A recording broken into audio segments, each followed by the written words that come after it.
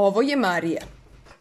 Marija, idemo, moraš da vratiš svoje igračke u orman.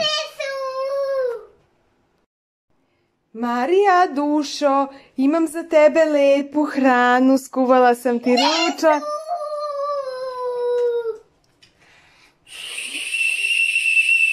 Marija, srećice, evo tvoje cipele. Hajde da ih operemo i očistimo kada dođe Sveti Nikola. Marija, da li si spremila krevet? O Bože, ovo dete skače po krevetu, a krevet je sav neuredan.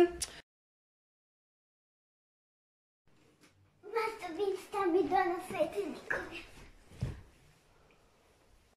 Kako je to put? A ja sam zela neki poklon. Ja sam Krampus i donosim prut za nevaljalu decu.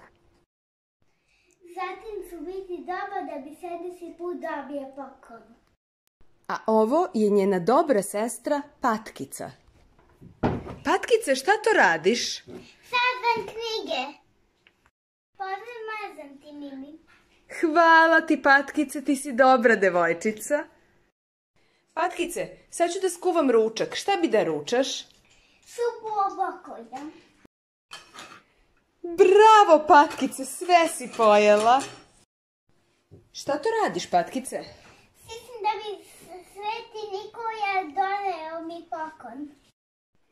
Stavio sam cipese na pozor. Danas sigurno su da dobijem neku vatkicu.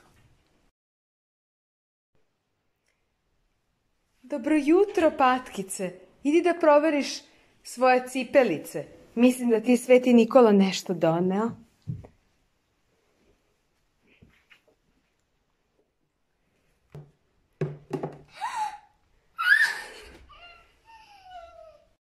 Ko je nevao, ne dobije poklon.